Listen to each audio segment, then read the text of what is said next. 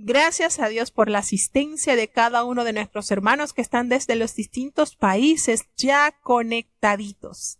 Vamos entonces a presentarnos a Dios en oración. Querido Padre Celestial, Dios de eterna bondad, de rica y abundantes misericordias, delante de tu divina presencia estamos, Señor. Te adoramos y te exaltamos porque solo tú eres digno de toda honra y de toda gloria. Señor, ¿a quién iremos? ¿A dónde iremos? Si solamente en ti hay palabras de vida eterna. Gracias por esta preciosa oportunidad que nos concedes una vez más, Señor. Bendice, guarda a cada uno de los que ya están conectados. Señor, te pedimos en tu amor, perdones nuestros pecados, faltas, errores cometidos delante de ti, pues reconocemos que ante tu presencia no hay hombre que no peque, Señor. Pecamos en pensamientos, pecamos en palabras, pecamos en acciones, Señor. Considera nuestra humana fragilidad y ayúdanos cada día más a ser transformados diariamente con el poder de tu palabra. Te presentamos los países que ya están con nosotros conectados, Señor, desde los Estados Unidos, desde República Dominicana, desde Alemania, desde México, desde Panamá, desde Honduras, Señor, que cada uno de los países que ya están con nosotros pueda recibir esa promesa que está escrita en tu palabra, porque como desciende de los cielos la lluvia y la nieve y no vuelve allá, sino que harta la tierra y la hace germinar y producir y da simiente al que siembra y pan al que come. Así será tu palabra que sale de tu boca. No volverá a ti vacía. Antes hará lo que tú quieras y será prosperada en aquellos a quienes la has enviado. Oh Padre amado, que esta hora, este tiempo que tenemos en la lectura, tu Espíritu Santo nos dé ese entendimiento, Señor, que nuestra mente, nuestro corazón, nuestras manos estén dispuestas para entender, amar y obedecer tu palabra. Quédate con nosotros, Señor. Te necesitamos en el dulce nombre de Jesús. Te lo he suplicado y en él te doy las gracias. Amén. Bueno, vamos ya a iniciar con el capítulo 16. Para este día tendremos la lectura de los capítulos 16, 17 y 18 del Evangelio de San Juan. Escuchemos con atención. San Juan capítulo 16. Estas cosas os he hablado para que no os escandalicéis. Os echarán de las sinagogas y aún viene la hora cuando cualquiera que os matare pensará que hace servicio a Dios. Y estas cosas os harán porque no conocen al Padre ni a mí. Mas os he dicho esto para que cuando aquella hora viniere os acordéis que yo os lo había dicho. Esto empero no os lo dije al principio, porque yo estaba con vosotros. Mas ahora voy al que me envió, y ninguno de vosotros me pregunta, ¿a dónde vas? Antes, porque os he hablado estas cosas, tristeza ha henchido vuestro corazón. Empero yo os digo la verdad, os es necesario que yo vaya, porque si yo no fuese, el Consolador no vendría a vosotros, mas si yo fuere, os le enviaré. Y cuando él viniere, redarguirá al mundo de pecado, y de justicia, y de juicio. De pecado ciertamente, por cuanto no creen en mí, y de justicia, por cuanto voy al Padre, y no me veréis más, y de juicio, por cuanto el príncipe de este mundo es juzgado. Aún tengo muchas cosas que deciros, mas ahora no las podéis llevar. Pero cuando viniere aquel Espíritu de verdad, él os guiará a toda verdad, porque no hablará de sí mismo, sino que hablará todo lo que oyere, y os hará saber las cosas que han de venir. Él me glorificará porque tomará de lo mío, y os lo hará saber. Todo lo que tiene el Padre, mío es. Por eso dije que tomará de lo mío, y os lo hará saber. Un poquito, y no me veréis. Y otra vez un poquito, y me veréis, porque yo voy al Padre. Entonces dijeron algunos de sus discípulos unos a otros, ¿qué es esto que nos dice un poquito y no me veréis? Y otra vez un poquito y me veréis. ¿Y por qué yo voy al Padre? Decían pues, ¿qué es esto que dice un poquito? No entendemos lo que habla.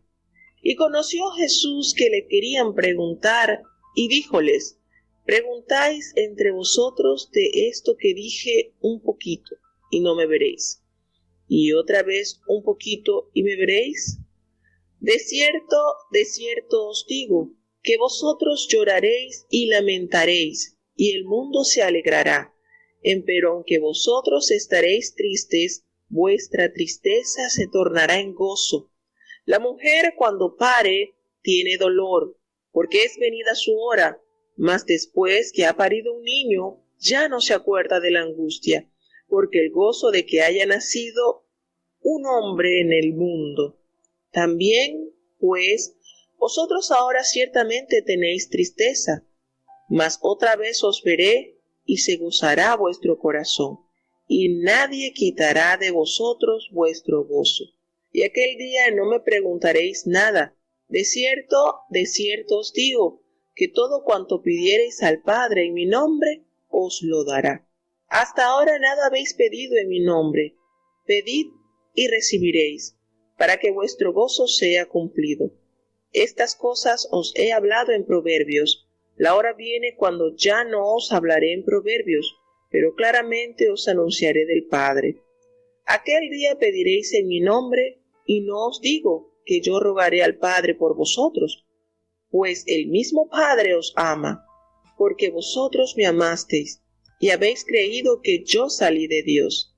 Salí del Padre, y he venido al mundo. Otra vez dejo el mundo, y voy al Padre. Dícenle sus discípulos, he aquí, ahora hablas claramente, y ningún proverbio dices. Ahora entendemos que sabes todas las cosas, y no necesitas que nadie te pregunte. En esto creemos que has salido de Dios. Respondióles Jesús, ¿ahora creéis? He aquí, la hora viene, y ha venido, que seréis esparcidos cada uno por su parte, y me dejaréis solo, mas no estoy solo, porque el Padre está conmigo. Estas cosas os he hablado, para que en mí tengáis paz. En el mundo tendréis aflicción, mas confiad, yo he vencido al mundo.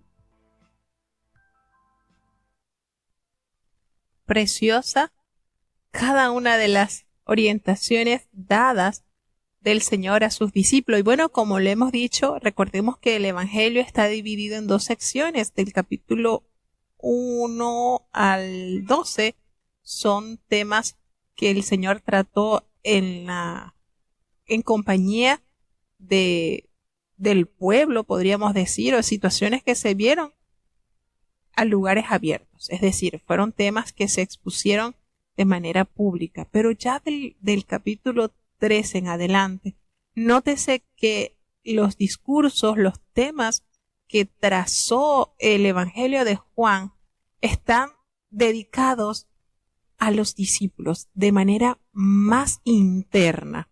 Y esto lo hace sentir la dirección del mensaje hacia quienes está. Y nos damos cuenta acá precisamente cómo el Señor habla a los discípulos capacitándoles para la obra del Espíritu Santo que vendrá sobre el mundo una vez que Él sea recibido nuevamente de donde Él descendió. Es decir, el Señor ya les está dando a ellos de manera clara lo que acontecerá una vez que Él haya resucitado y que haya sido recibido en gloria nuevamente con su Padre. Y bueno, aquí nos damos cuenta en este capítulo cómo el Señor hablaba para que no tuvieran tropiezo, para que no se escandalizaran, para que ellos pudieran estar ya anuente de las situaciones que ellos iban a experimentar. Y les dicen, miren, les van a expulsar de las sinagogas y aún muchos van a matarlos y van a pensar que están haciendo servicio a Dios. Muchos van a creer que lo que están haciendo está aprobado por Dios. Y esto nos da la referencia de esto que expresó Jesucristo a los discípulos, nos hace referencia directa en el libro de Hechos, en el capítulo 26, versículo 9 y 10. Y si nosotros nos vamos para ese capítulo, nos dice: yo ciertamente había creído mi deber hacer muchas cosas contra el nombre de Jesús de Nazaret, lo cual también hice en Jerusalén. Yo encerré en cárceles a muchos de los santos, habiendo recibido poderes de los principales sacerdotes, y cuando los mataron, yo di mi voto. Y el que está hablando esto, el que está dando este testimonio, es el apóstol Pablo, y se conecta directamente porque precisamente esa fue la condición del apóstol Pablo. Él pensaba en su vida como Saulo, él pensaba que él lo estaba haciendo bien, que él lo estaba haciendo para agradarle a Jehová, Dios de Israel. Y se nota entonces que era la carencia de la gracia del Espíritu de Dios, el haber aceptado el plan de salvación de Jesús. Entonces nos conecta directamente esto que está pronunciando Jesucristo, nos conecta con lo revelado por el apóstol Pablo. Y esto, dice Jesucristo, lo harán porque no conocen al Padre ni a mí, no me conocen a mí, no han aceptado esta verdad gloriosa que Él nos ha venido a revelar. Pero el Señor nos afirma y le dice a sus discípulos: les estoy diciendo estas cosas para que cuando llegue la hora, ustedes se acuerden que ya yo se los había dicho. Porque esto no se los dije al principio porque yo estaba con ustedes. Pero llegará ya la hora en que ya presente, así como ellos conocieron a Jesús en cuerpo encarnado, no iban a tenerlo. Entonces, Él comienza a instruir a los discípulos sobre la obra del Espíritu Santo. Recordemos que ellos estaban bastante tristes, los discípulos, porque imagínense la pérdida de la presencia física de Jesús. Eso era algo que los desgarraba. Sin embargo, esta ausencia sería compensada por la venida del Espíritu Santo. Y el ministerio poderoso del Espíritu Santo que está ejerciendo en nuestros tiempos, porque esto está extendido a nuestros tiempos también, hermano. Y ese ministerio del Espíritu Santo entre los no creyentes es el de convicción. ¿Y por qué el Señor dice así? Específicamente, Él utiliza su incredulidad para probar la solemne. Él utiliza la incredulidad para poder probar la gravedad del pecado. La obra del Espíritu Santo, la obra triunfante de Cristo para probar la disponibilidad de la justicia y la derrota total de Satanás para probar la solemne certeza del juicio. El Señor les dice: yo me voy. Y ninguno de ustedes me pregunta: ¿a dónde vas? Porque estaban tan tristes al escuchar lo que el Señor les estaba anunciando. Pero Él les dice: miren, no se preocupen, esta tristeza que ha llegado a su corazón, claro, nadie se lo decía al Señor, pero el Señor, que conoce nuestros corazones, estaba sabiendo del gran dolor que tenían los corazones de los discípulos al saber que ya Él no estaría más con ellos. Pero Él le dice: yo les digo la verdad, es necesario, conviene que yo me vaya, porque si yo no me voy, entonces el Consolador no vendría a ustedes. Pero si yo me fuere, yo se los enviaré. Y entonces aquí argumenta: cuando Él venga, Él va a convencer al mundo. Fíjense, esta obra que el Señor está hablando, la obra del ministerio, el ministerio del Espíritu Santo entre los no creyentes, el de la convicción. Cuando yo venga, Él convencerá al mundo de pecado, de justicia y de juicio. Fíjense la función maravillosa que tiene el Espíritu Santo en la humanidad.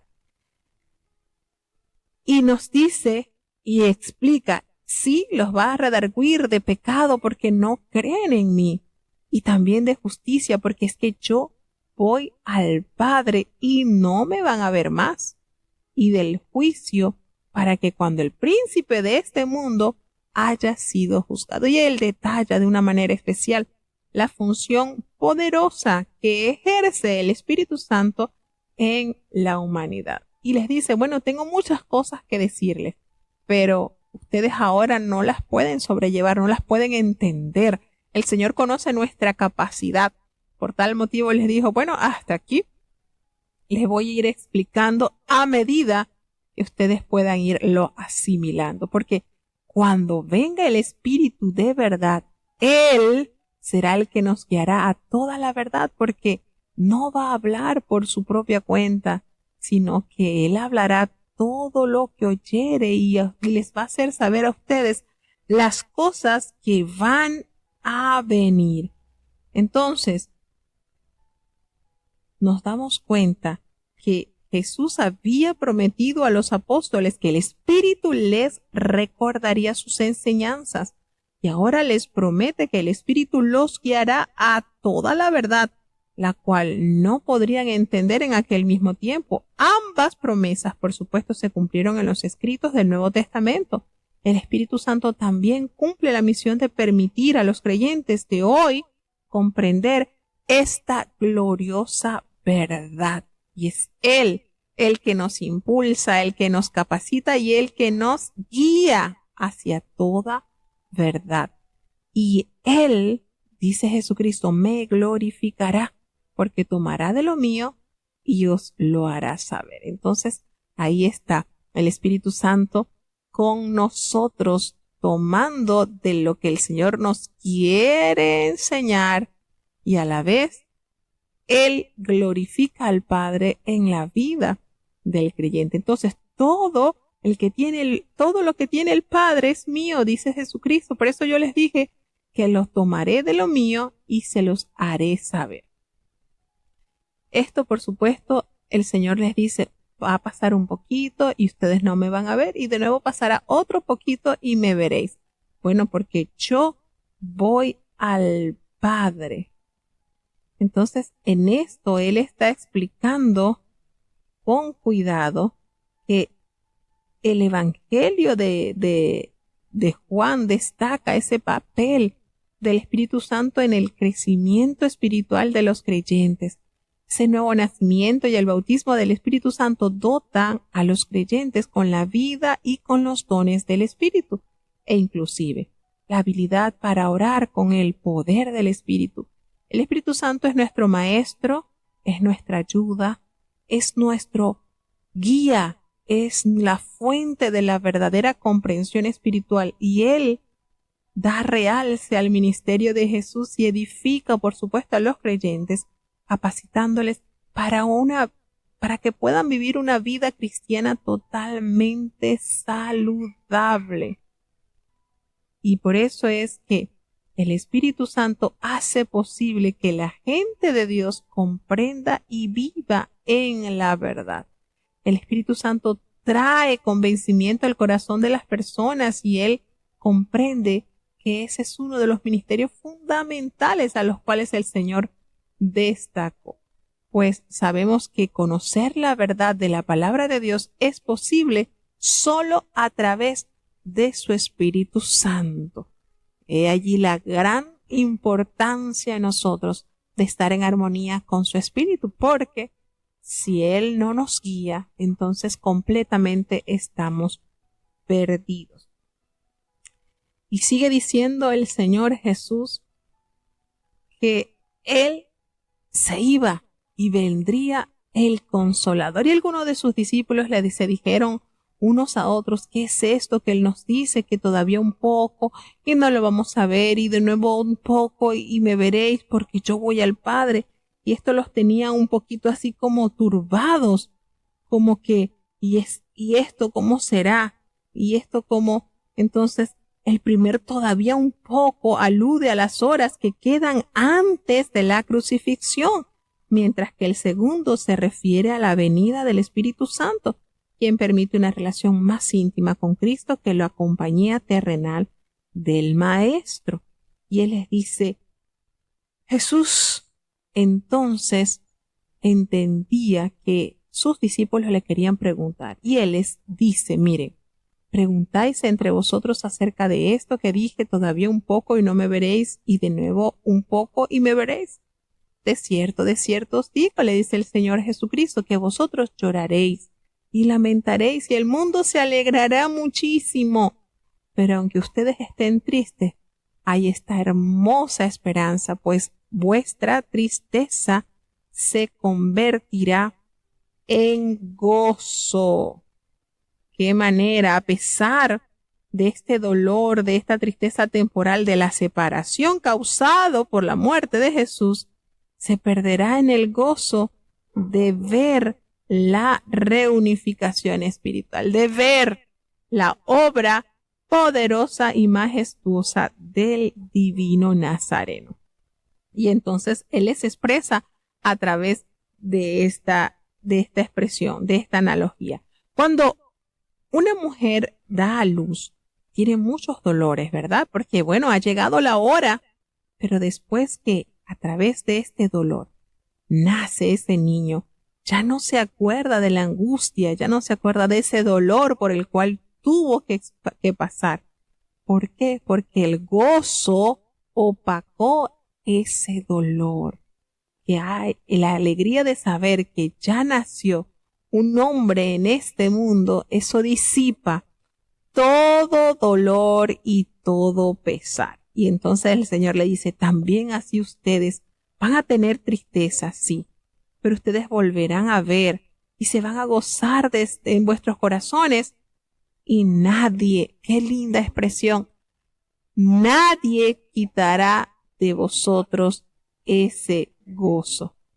Fíjense, nadie podrá quitar, nadie podrá desprender ese gozo que el mundo no da.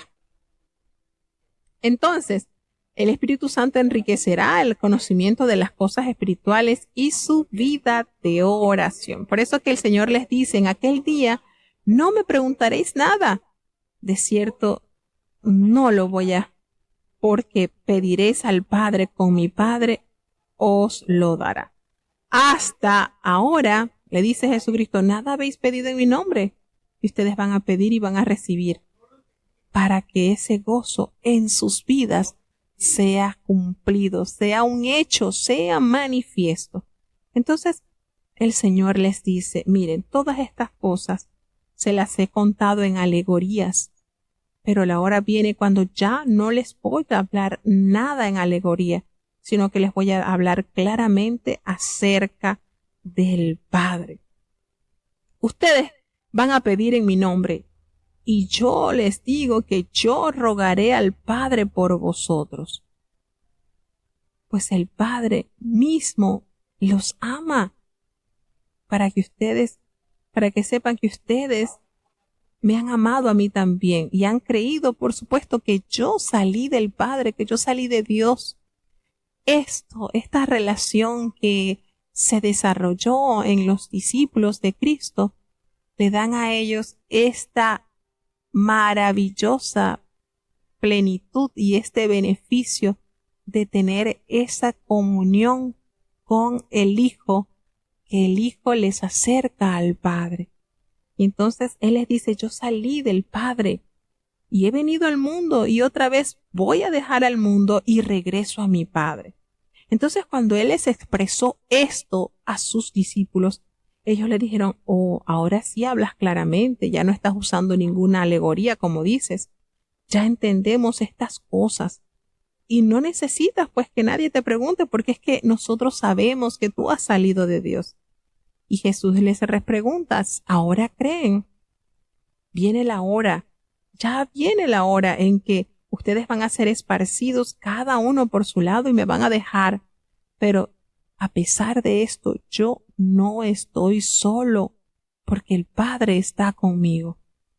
Entonces, todas estas cosas que el Señor preparando a sus discípulos para la hora de su crucifixión, de su condenación, les da este maravilloso consuelo al decir, miren, todas estas cosas se las he anunciado para que en el Señor Jesús, tengáis paz. Sí, en el mundo tendréis aflicción, pero confiad, porque yo he vencido al mundo. Y estas palabras calan el corazón de un creyente que en medio de sus procesos pasa por diversas tribulaciones, porque precisamente aún estamos en el mundo y mientras estemos en el mundo estamos sujetos a padecer situaciones dolorosas, quizás turban nuestra fe, pero la clave está en la confianza que pongamos en el Hijo de Dios. Entonces, que estas aflicciones, que estas angustias, que estas tribulaciones, que estas adversidades no nos alejen del Señor, al contrario, nos haga fundarnos más en Él, porque precisamente Él ha prometido estar con los suyos pese a las adversidades. Él venció el mundo y si nosotros permanecemos en Él, al igual que Él, podremos superar estas adversidades. Entonces, son promesas que el Señor derrama para sus hijos. Entrega completamente al Señor. Pues con esto el Señor nos dice que aún en medio de la persecución, en medio de los problemas, en medio de los lamentos, hay una gozosa paz, con la certeza de la victoria de Cristo sobre la maldad. Entonces, esto debe ser en nosotros un estándar que nos permita superar, renovar y alcanzar esa condición ante la presencia de Dios. Es maravilloso ver lo que Dios tiene, lo que Dios otorga a los que confían plenamente en Él. Y esto, por supuesto, es obra del Espíritu Santo en la vida del creyente. Es por eso que necesitamos ese consolador. ¿Quiénes son los que necesitan consuelo? Los que sufren, hermanos. Y he allí la asistencia de su Espíritu Santo guiándonos, renovándonos, diciéndonos, no estás sola, aquí estamos, dándote esa fe y esa fortaleza para superar las aflicciones que en el mundo encontraremos. San Juan capítulo 17. Estas cosas habló Jesús, y levantados los ojos al cielo, dijo, Padre, la hora es llegada. Glorifica a tu Hijo, para que también tu Hijo te glorifique a ti. Como le has dado la potestad de toda carne, para que dé vida eterna a todos los que le diste. Esta empero es la vida eterna, que te conozcan el solo Dios verdadero, y a Jesucristo, al cual has enviado. Yo te he glorificado en la tierra, he acabado la obra que me diste que hiciese. Ahora pues, Padre, glorifícame tú cerca de ti mismo con aquella gloria que tuve desde cerca de ti antes que el mundo fuese. He manifestado tu nombre a los hombres que del mundo me diste. Tuyos eran, y me los diste, y guardaron tu palabra. Ahora han conocido que todas las cosas que me diste son de ti. Porque las palabras que me diste les he dado, y ellos las recibieron, y han conocido verdaderamente que salí de ti, y han creído que tú me enviaste. Yo ruego por ellos, no ruego por el mundo, sino por los que me diste, porque tuyos son. Y todas mis cosas son tus cosas, y tus cosas son mis cosas, y he sido glorificado en ellas. Y ya no estoy en el mundo, mas éstos están en el mundo, y yo a ti vengo. Padre Santo, a los que me has dado, guárdalos por tu nombre, para que sean una cosa como también nosotros. Cuando estaba con ellos en el mundo, yo los guardaba en tu nombre. A los que me diste, yo los guardé, y ninguno de ellos se perdió, sino el hijo de perdición, para que la Escritura se cumpliese. Mas ahora vengo a ti, y hablo esto en el mundo, para que tengan mi gozo cumplido en sí mismos. Yo les he dado tu palabra, y el mundo los aborreció, porque no son del mundo, como tampoco yo soy del mundo. No ruego que los quites del mundo, sino que los guardes del mal. No son del mundo, como tampoco yo soy del mundo. Santifícalos en tu verdad. Tu palabra es verdad. Como tú me enviaste al mundo, también los he enviado al mundo. Y por ellos yo me santifico a mí mismo, para que también ellos sean santificados en verdad. Mas no ruego solamente por estos, sino también por los que han de creer en mí por la palabra de ellos, para que todos sean una cosa, como tú, oh Padre, en mí y yo en ti. Que también ellos sean en nosotros una cosa, para que el mundo crea que tú me enviaste. Y yo, la gloria que me diste les he dado, para que sean una cosa, como también nosotros somos una cosa. Yo en ellos y tú en mí, para que sean consumadamente una cosa. Que el mundo conozca que tú me enviaste y que los has amado, como también a mí me has amado. Padre, aquellos que me has dado, quiero que donde yo estoy, ellos estén también conmigo, para que vean mi gloria que me has dado, por cuanto me has amado desde antes de la constitución del mundo. Padre justo, el mundo no te ha conocido, mas yo te he conocido, y éstos han conocido que tú me enviaste. Y yo les he manifestado tu nombre, y manifestarélo aún, para que el amor con que me has amado esté en ellos y yo en ellos. Bueno, tenemos la maravillosa oración intercesora de Cristo. Y bueno, otra característica maravillosa del Evangelio de San Juan. Y quién no agarra fuerza al saber que nuestro divino Maestro oró, y no solamente por sus discípulos, los que estaban allí, los 11 que estaban allí a su alrededor, sino por los que habían de creer. Allí pensó en nosotros. Allí estamos incluidos, hermanos, en esa oración intercesora que sigue siendo efectiva en la vida de todo creyente. Qué maravilloso es nuestro Dios, ¿verdad?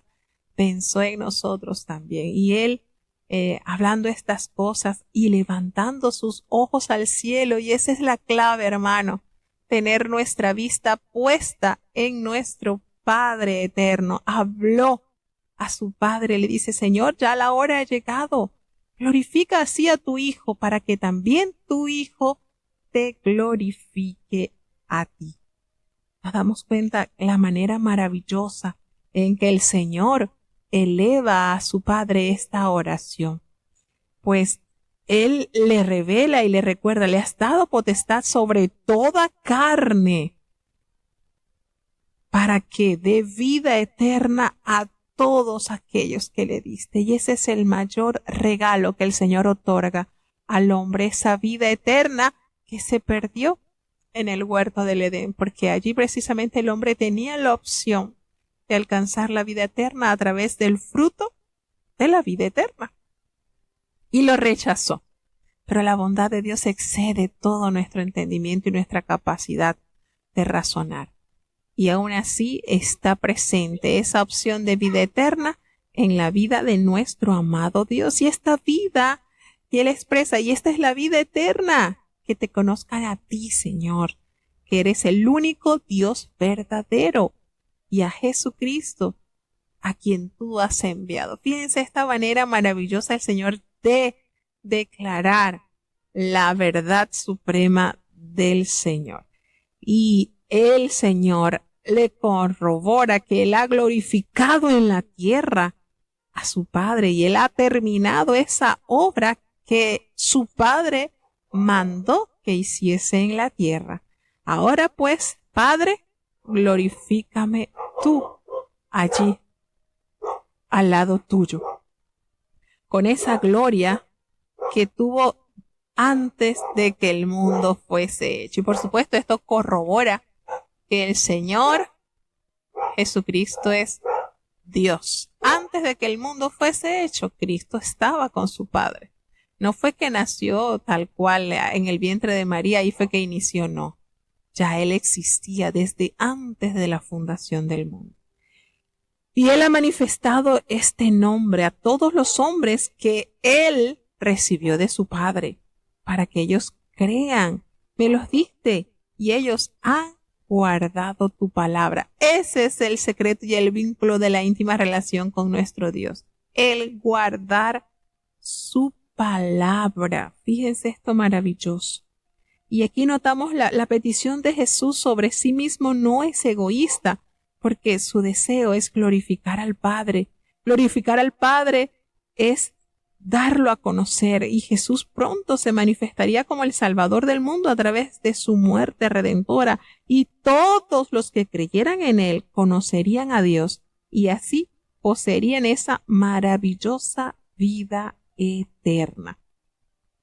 Entonces el Señor nos hace la aclaración preciosa. Él ha manifestado su nombre a todos los hombres, porque la palabra que me diste, esa palabra que Jesús recibió de su Padre, la entregó a sus discípulos y éstos la recibieron.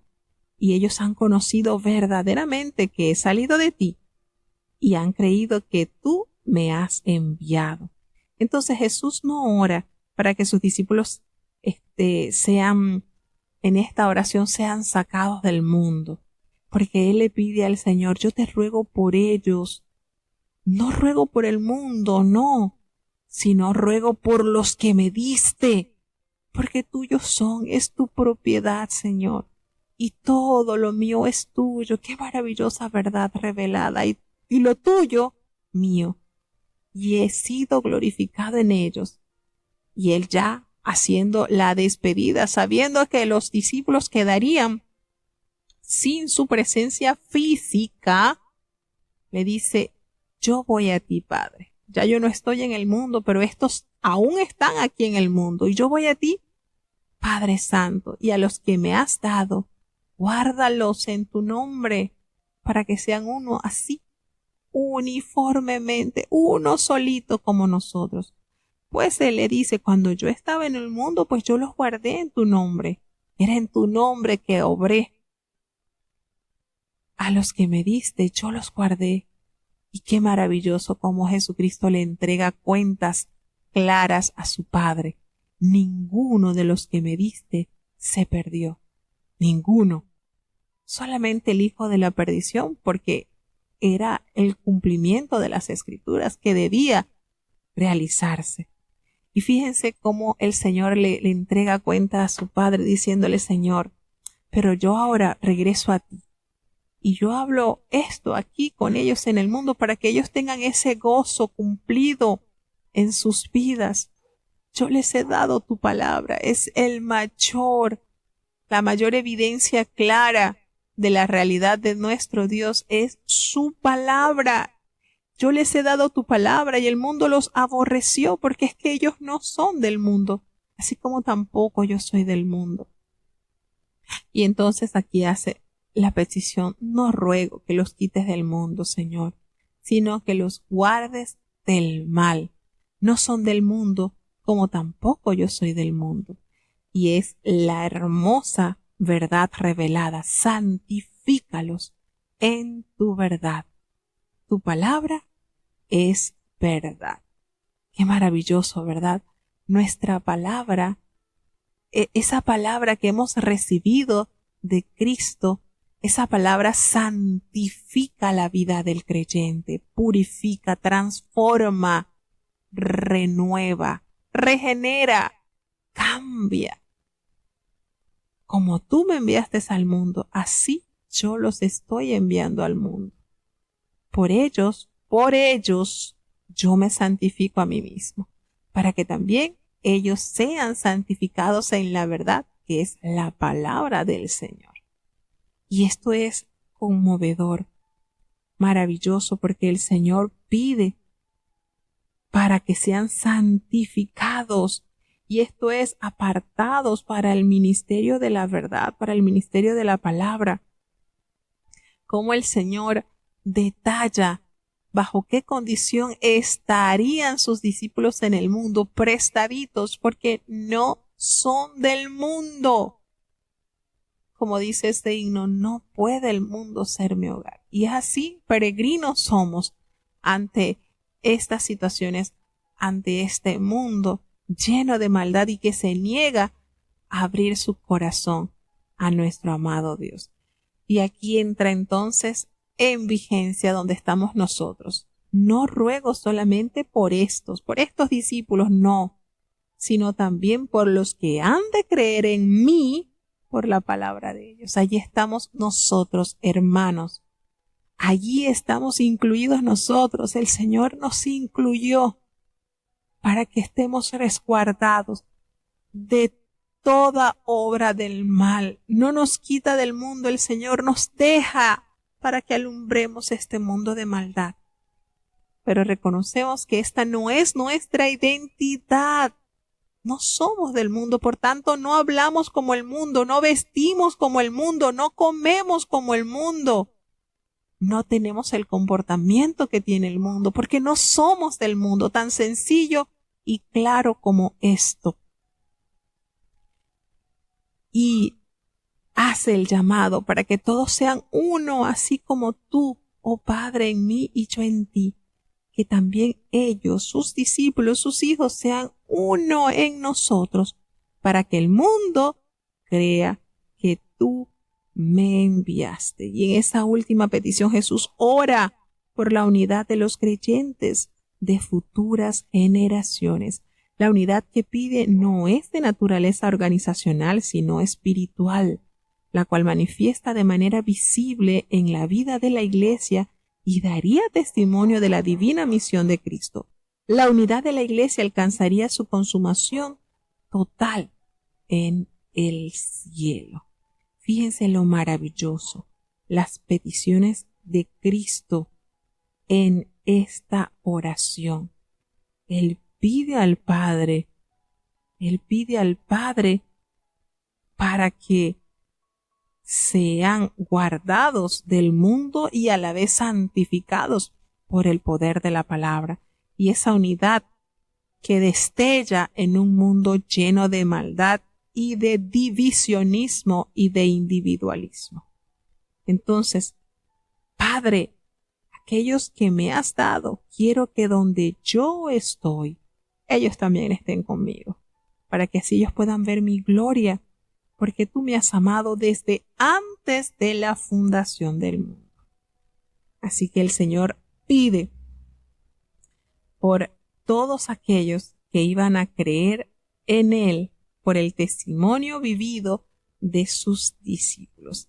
Y el Señor Jesús le dice, yo les he dado a conocer tu nombre y lo daré a conocer aún, para que el amor con que tú me has amado permanezca en ellos. ¿Qué les parece? ¿Es maravilloso el sello del discipulado? Sí, el amor que el Señor nos ha entregado y con que nos amó debe ser un destello en nuestras vidas. Debe ser un reflejo visible, claro, contundente de la esencia de Dios en nuestras vidas, así como el Señor nos amó. De la misma manera, la unificación de su pueblo debe estar tangible y palpable ante un mundo corroído, corrompido de tanto odio, tanta división y tanta maldad. Llamados a ser diferentes en todos los aspectos de la vida. ¿Saben por qué? Porque nuestro Padre nos ha educado, nos ha reformado y nos ha dado la forma de vida que a Él le agrada. ¿Seguimos avanzando? San Juan capítulo 18. Como Jesús hubo dicho estas cosas, salióse con sus discípulos tras el arroyo de Cedrón, donde estaba un huerto, en el cual entró Jesús y sus discípulos. Y también Judas, el que le entregaba, sabía aquel lugar, porque muchas veces Jesús se juntaba allí con sus discípulos. Judas, pues, tomando una compañía y ministros de los pontífices y de los fariseos, vino allí con linternas y antorchas y con armas. Empero Jesús, sabiendo todas las cosas que habían de venir sobre él, salió delante y díjoles: ¿A quién buscáis? Respondiéronle: A Jesús Nazareno. Díceles Jesús: Yo soy. Y estaba también con ellos Judas, el que le entregaba. Y como les dijo: Yo soy, volvieron atrás y cayeron en tierra. Volvióles pues a preguntar: ¿A quién buscáis? Y ellos dijeron: A Jesús Nazareno. Respondió Jesús: Os he dicho que yo soy. Pues si a mí buscáis, dejad ir a estos, para que se cumpliese la palabra que había dicho: de los que me diste, ninguno de ellos perdí. Entonces Simón Pedro, que tenía espada, sacóla e hirió al siervo del pontífice y le cortó la oreja derecha. Y el siervo se llamaba Malco. Jesús entonces dijo a Pedro: Mete tu espada en la vaina. El vaso que el Padre me ha dado, ¿no lo tengo de beber? Entonces la compañía y el tribuno y los ministros de los judíos prendieron a Jesús y le ataron. Y lleváronle primeramente a Anás, porque era suegro de Caifás, el cual era pontífice de aquel año. Y era Caifás el que había dado el consejo a los judíos que era necesario que un hombre muriese por el pueblo. Y seguía a Jesús Simón Pedro y otro discípulo, y aquel discípulo era conocido del pontífice, y entró con Jesús al atrio del pontífice. Mas Pedro estaba fuera a la puerta, y salió aquel discípulo que era conocido del pontífice, y habló a la portera, y metió dentro a Pedro. Entonces la criada portera dijo a Pedro: ¿No eres tú también de los discípulos de este hombre? Dícele él: No soy. Y estaban en pie los siervos y los ministros que habían allegado las ascuas, porque hacía frío, y calentábase, y estaba también con ellos Pedro en pie, calentándose. Y el pontífice preguntó a Jesús acerca de sus discípulos y de su doctrina. Jesús le respondió: Yo manifiestamente he hablado al mundo. Yo siempre he enseñado en la sinagoga y en el templo, donde se juntan todos los judíos, y nada he hablado en oculto. ¿Qué me preguntas a mí? Pregunta a los que han oído, que les haya yo hablado. He aquí, esos saben lo que yo he dicho. Y como él hubo dicho esto, uno de los criados que estaba allí dio una bofetada a Jesús, diciendo: ¿Así respondes al pontífice? Respondióle Jesús: Si he hablado mal, da testimonio del mal, y si bien, ¿por qué me hieres? Y Anás le había enviado atado a Caifás, pontífice. Estaba pues Pedro en pie calentándose, y dijéronle: ¿No eres tú de sus discípulos? Él negó y dijo: No soy. Uno de los siervos del pontífice, pariente de aquel a quien Pedro había cortado la oreja, le dice: ¿No te vi yo en el huerto con él? Y negó Pedro otra vez, y luego el gallo cantó. Y llevaron a Jesús de Caifás al pretorio, y era por la mañana, y ellos no entraron en el pretorio por no ser contaminados, sino que comiesen la Pascua. Entonces salió Pilato a ellos fuera, y dijo: ¿Qué acusación traéis contra este hombre? Respondieron y dijéronle: Si éste no fuera malhechor, no te lo traeríamos entregado. Dícele entonces Pilato: Tomadle vosotros y juzgadle según vuestra ley. Y los judíos le dijeron: A nosotros no es lícito matar a nadie, para que se cumpliese el dicho de Jesús, que había dicho, dando a entender de qué muerte había de morir. Así que Pilato volvió a entrar en el pretorio, y llamó a Jesús, y díjole: ¿Eres tú el rey de los judíos? Respondióle Jesús: ¿Dices tú esto de ti mismo, o te lo han dicho otros de mí? Pilato respondió: ¿Soy yo judío? Tu gente y los pontífices te han entregado a mí. ¿Qué has hecho? Respondió Jesús: Mi reino no es de este mundo. Si de este mundo fuera mi reino, mis servidores pelearían para que yo no fuera entregado a los judíos. Ahora, pues, mi reino no es de aquí. Díjole entonces Pilato: ¿Luego rey eres tú? Respondió Jesús: Tú dices que yo soy rey. Yo para esto he nacido, y para esto he venido al mundo, para dar testimonio a la verdad. Todo aquel que es de la verdad oye mi voz. Dícele Pilato: ¿Qué cosa es verdad? Y como hubo dicho esto, salió otra vez a los judíos y dícele: Yo no hallo en él ningún crimen. Empero vosotros tenéis costumbre que os suelte uno en la Pascua. ¿Creéis, pues, que os suelte al rey de los judíos? Entonces todos dieron voces otra vez, diciendo: No a éste, sino a Barrabás. Y Barrabás era ladrón.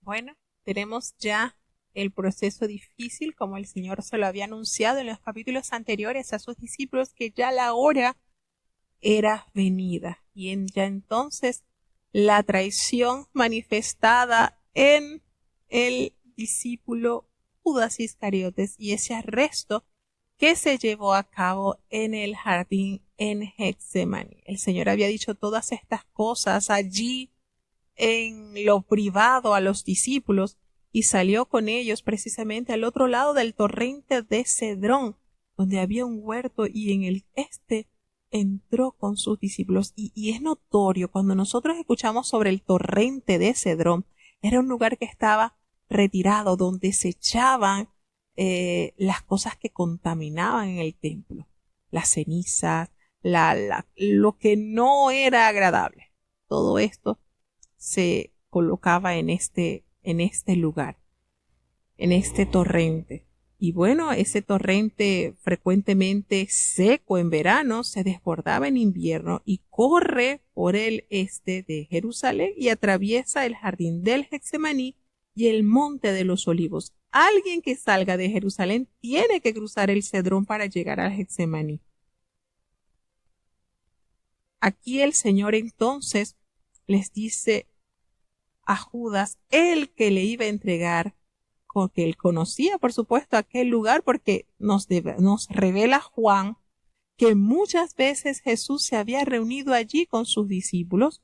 Eran sus reuniones privadas, donde el Señor, pues, les formaba, les educaba, les llevaba al conocimiento y la palabra de Jehová su Padre. Entonces Judas, tomando una gran compañía de soldados y alguaciles de los principales sacerdotes y de los fariseos, llegó allí entonces con linternas y antorchas y con armas. Por supuesto, él conocía este lugar como lo revela el apóstol Juan. Pero Jesús sabía todas estas cosas que habían de sobrevenir y él se había adelantado y le había dicho a sus discípulos, le había dicho a toda esta gente que había llegado: ¿a quién buscáis? Y ellos le respondieron a Jesús Nazareno, y Jesús le dice: miren, yo soy. Y en su sentido superficial, yo soy, estas palabras simplemente identifican a Jesús como oriundo de Galilea. Sin embargo, como los otros yo soy de Juan, también revela a Jesús como Dios. Y ello explica el impacto de sus palabras sobre los soldados, que resultan involuntariamente deslumbrados por este momentáneo destello de su inherente poder como Dios. Cuando Él les pronuncia esto, ellos estaban también con ellos Judas, el que le entregaba. Cuando les dijo yo soy, este personal que llegó a arrestar a Jesús retrocedieron y súbitamente cayeron en tierra. Y volvió pues a preguntarle Jesucristo: ¿a quién buscáis? Y ellos volvieron a responderle: a Jesús Nazareno. Y Jesús le dijo: yo se los he dicho, yo soy, pues si me buscáis a mí, pues dejar ir a estos, para que se cumpliese precisamente lo que había dicho el Señor en su oración intercesora, cuando le dijo al Padre: de los que me diste, no perdí ninguno. Y precisamente eso está en el capítulo 17, versículo 12. Y esto, fíjense que esto lo detalla Juan de una manera especial.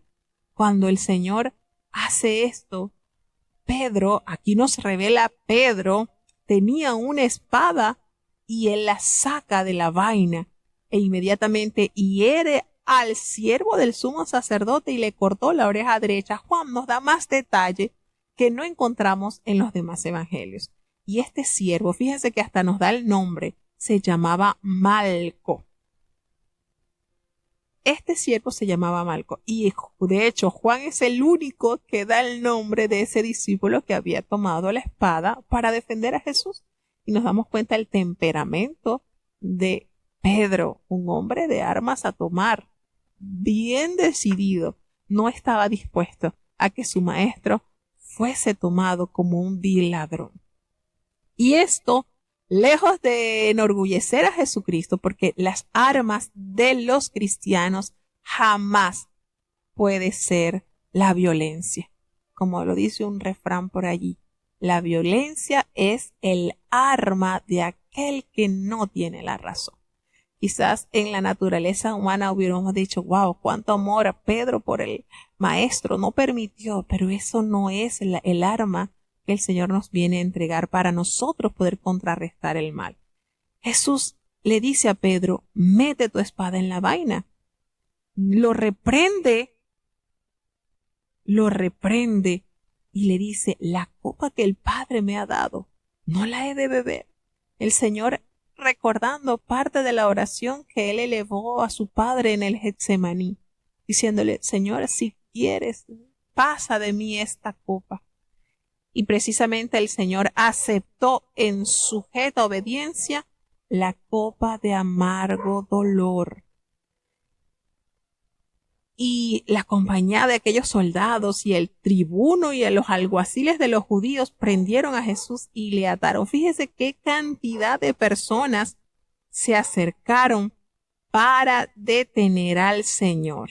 Y le llevaron precisamente a la casa de Anás, porque él era el suegro de Caifás, que era el sumo sacerdote de aquel año. Aunque Caifás era sumo sacerdote en los días del arresto de Jesús, Anás, el anterior sumo sacerdote, ejercía gran influencia y autoridad.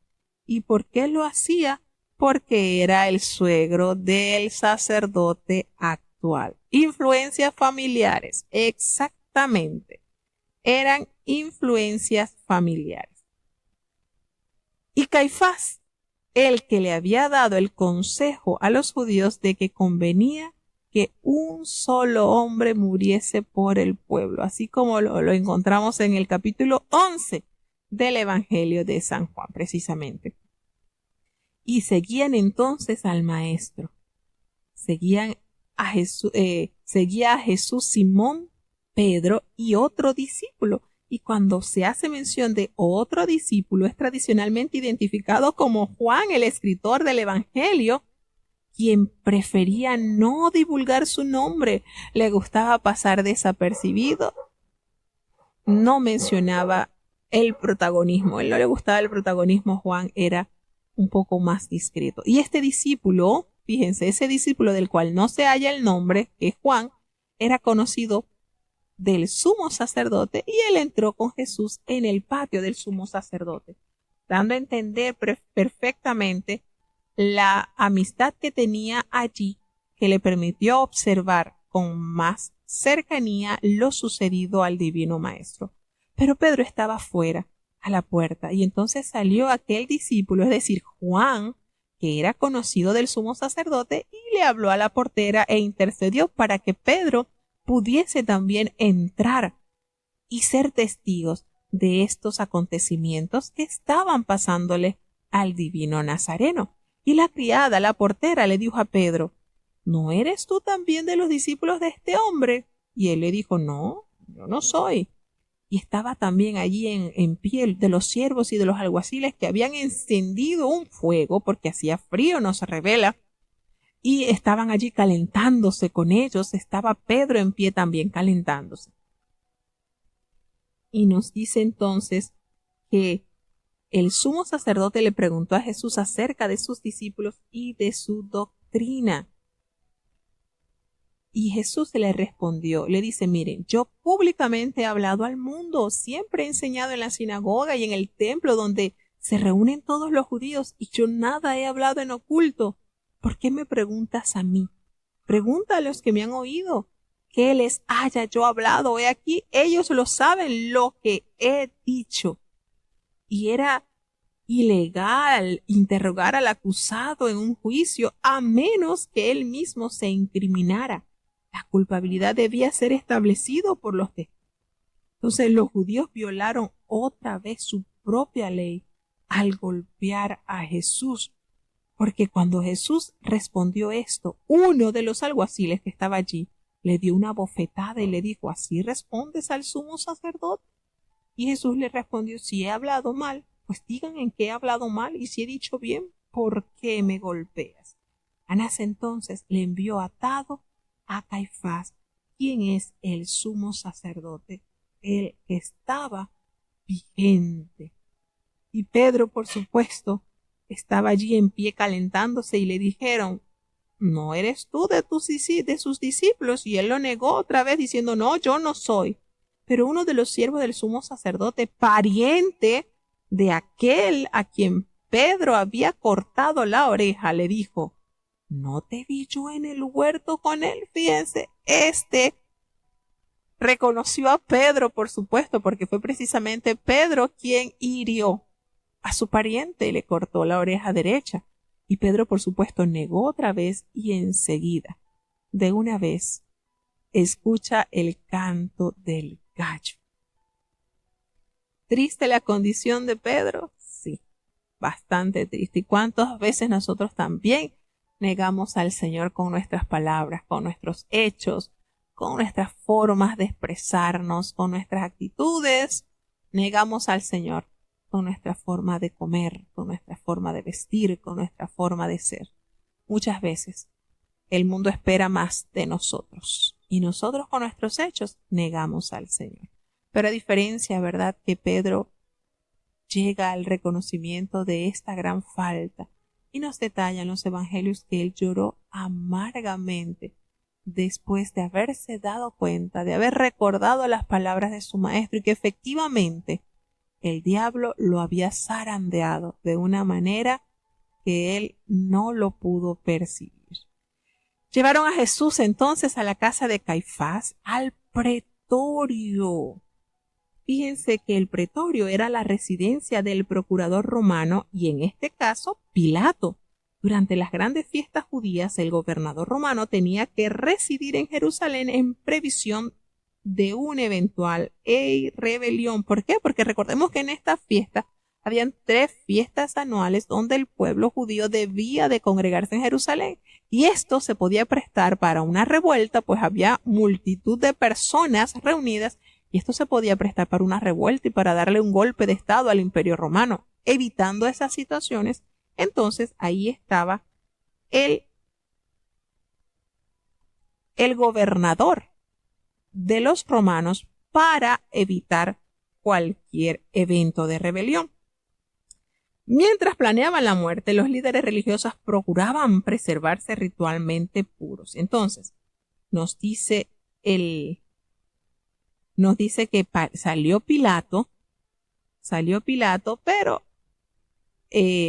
llevan a Jesús a la casa de Caifás y entra al pretorio y era de mañana y ellos, los líderes, no entraron al pretorio porque no querían contaminarse y así poder comer la Pascua. ¡Ay, hipocresía plena! Y miren toda la contaminación que tenían en su corazón de odio, maldad y ¡ay, Señor! Entonces salió Pilato a ellos y les dijo, ¿qué acusación traen con este hombre? Y ellos respondieron, mira,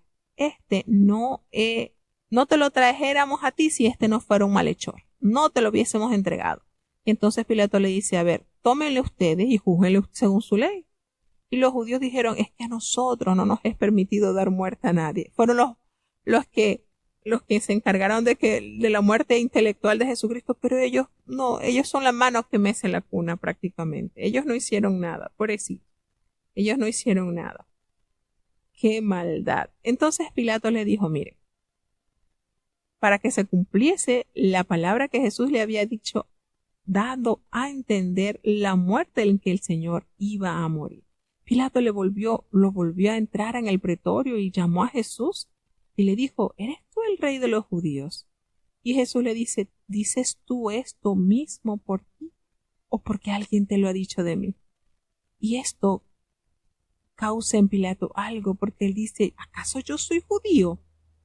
Tu nación, los principales sacerdotes son los que te han entregado a mí. ¿Qué has hecho? Y el Señor le responde: mi reino no es de este mundo. Si mi reino fuera de este mundo, mis servidores pelearían para que yo no fuera entregado a los judíos. Pero mi reino no es de aquí. Y fíjense esta manera en que Jesucristo le responde a Pilato. Juan es el único escritor de los evangelios que registra estas palabras de Jesús hacia Pilato, cuando él dice: mi reino no es de este mundo. Cerca del final del siglo I, cuando el apóstol estaba escribiendo su evangelio,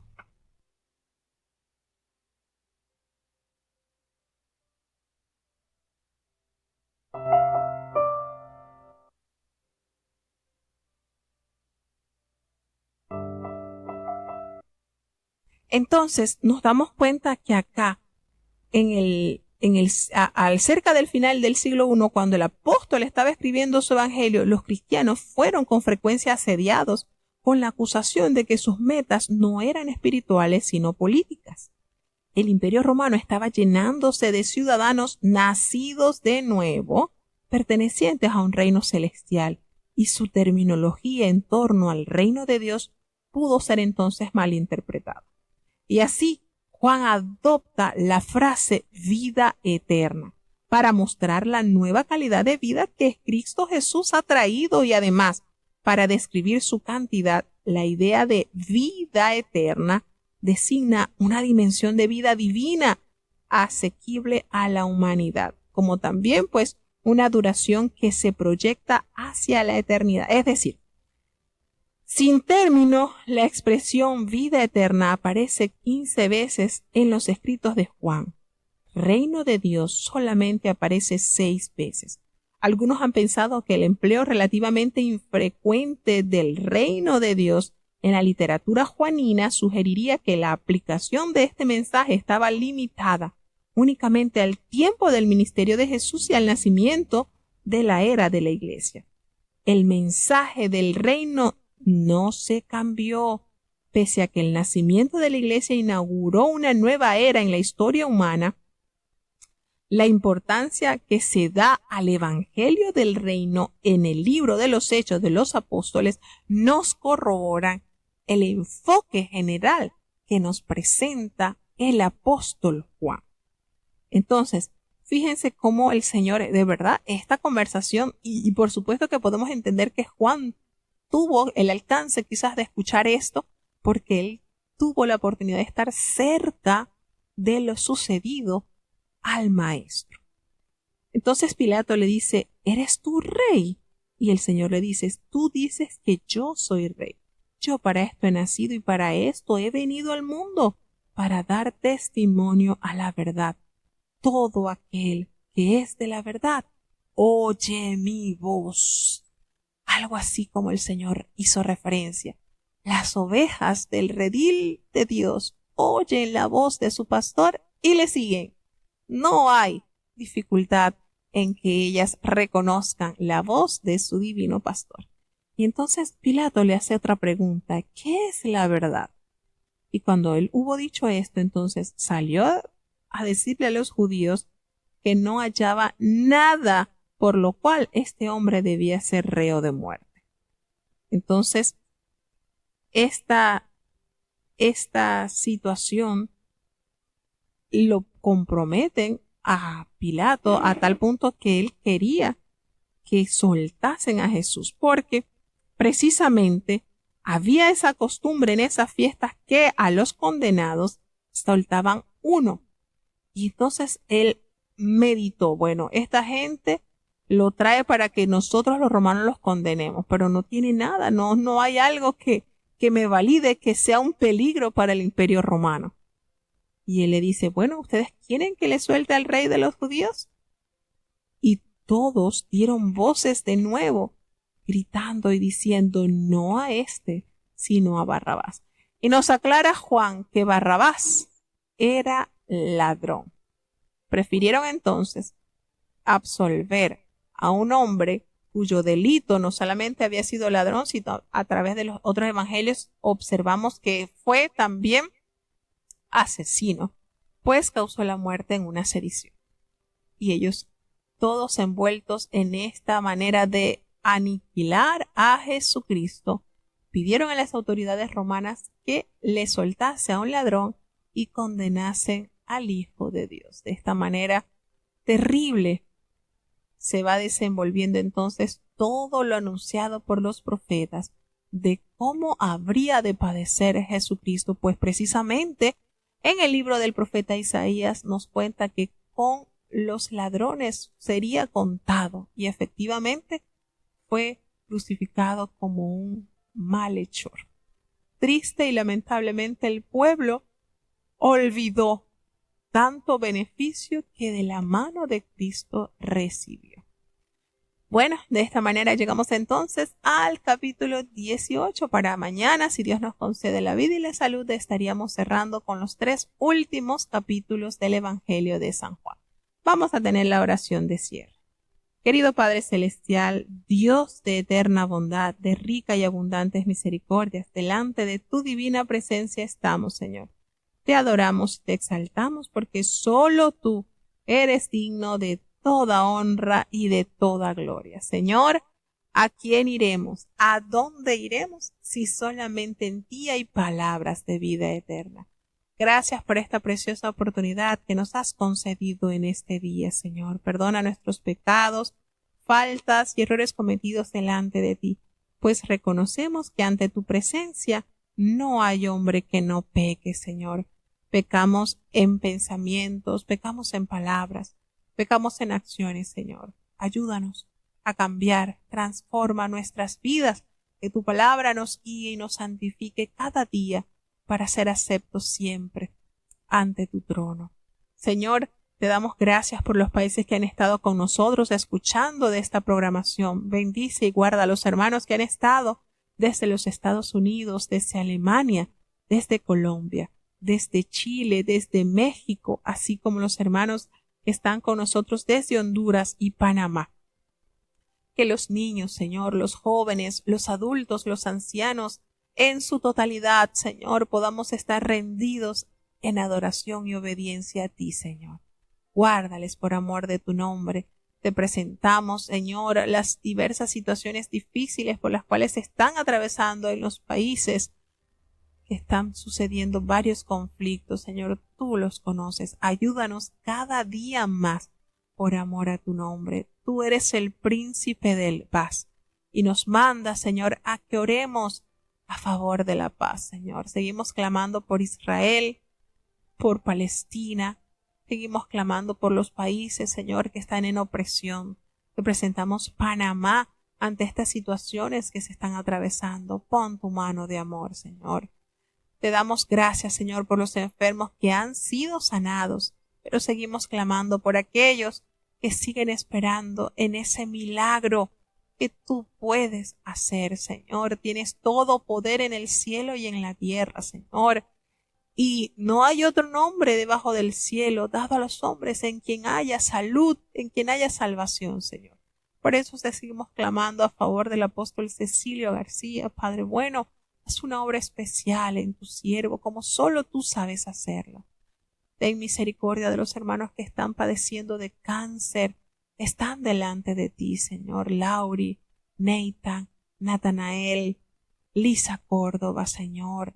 Tú te compadeces del sufrimiento de aquellos que claman a ti, Señor. Tú no defraudas a ninguno que mira tu mano, Señor, porque como enseña tu palabra, como el siervo mira la mano de su Señor y la sierva la mano de su Señor esperando recibir algo.